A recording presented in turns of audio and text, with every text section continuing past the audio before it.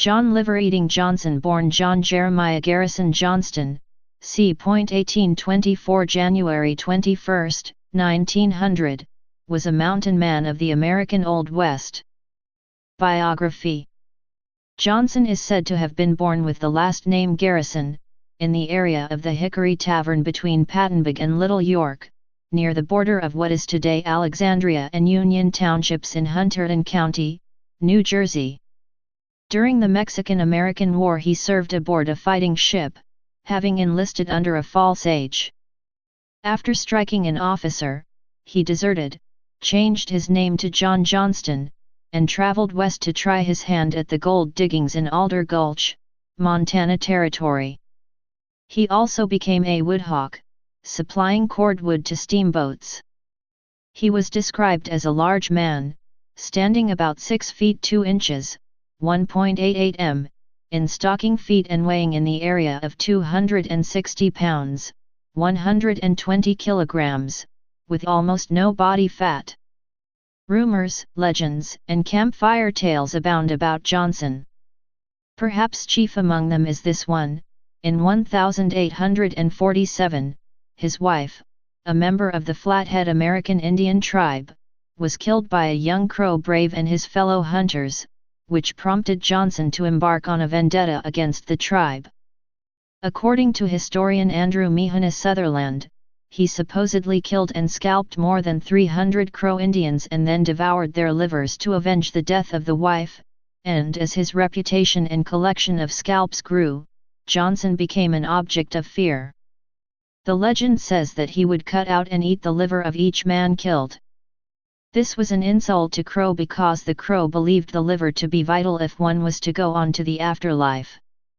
This led to him being known as Liver-Eating Johnson. The story of how he got his name was written down by a diarist at the time.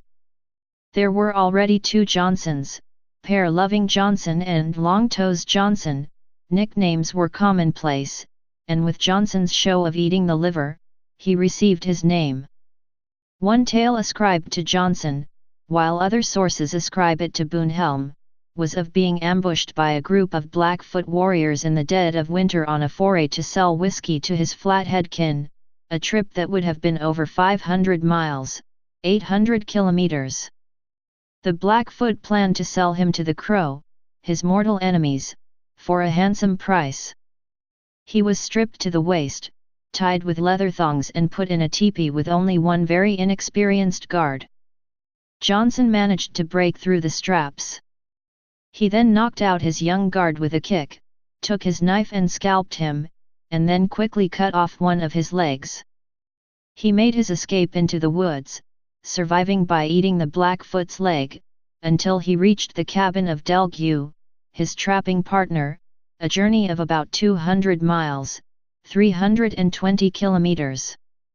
Eventually, Johnson made peace with the Crow, who became his brothers, and his personal vendetta against them finally ended after 25 years and scores of slain Crow warriors. The West, however, was still a very violent and territorial place, particularly during the Plains Indian Wars of the mid-19th century. Many more Indians of different tribes, especially but not limited to the Sioux and the Blackfoot, would know the wrath of Dapiek Absarika Crowe Killer and his fellow mountain men.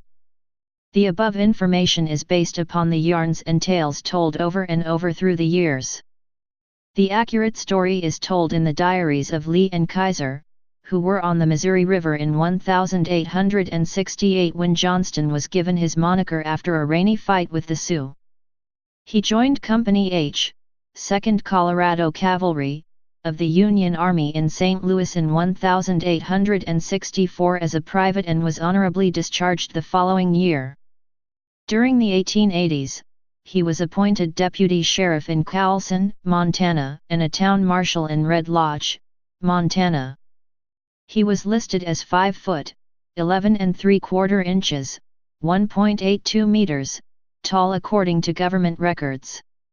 In his time, he was a sailor, scout, soldier, gold seeker, hunter, trapper, whiskey peddler, guide, deputy, constable, and log cabin builder, taking advantage of any source of income-producing labor he could find. His final residence was in a veteran's home in Santa Monica, California.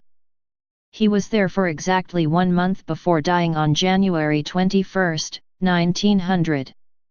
His body was buried in a Los Angeles Veterans Cemetery.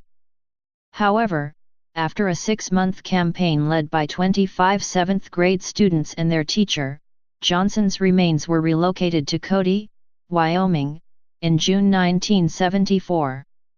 In media: Crowe Killer, The Saga of Liver-Eating Johnson by Raymond W. Thorpe and Robert Bunker, 1958, Indiana University Press, Bloomington, Library of Congress Catalog Card Number 58-8120, a possible later version / printing, 1969, ISBN 0-253-20312-0, The Annotated Biography, compiled from interviews with people who had actually known Johnson, with footnotes. The Avenging Fury of the Plains, John Liver-Eating Johnston by Dennis J. McClelland, 2008, Infinity Publishing, ISBN 9780741445278. Jeremiah Johnson, a 1972 film by Sidney Pollack starring Robert Redford. John Johnston, Felton and Fowler's Famous Americans You Never Knew Existed, by Bruce Felton and Mark Fowler, Stein and Day, 1979, ISBN 978-0-8128-2511-4. Johnson is referred to as a character in River World, a fictional universe and the setting for a series of science fiction books written by Philip Jose Farmer. Butchery of the Mountain Man by William W. Johnstone features Johnson as friends with the main character. Please subscribe and thanks for watching.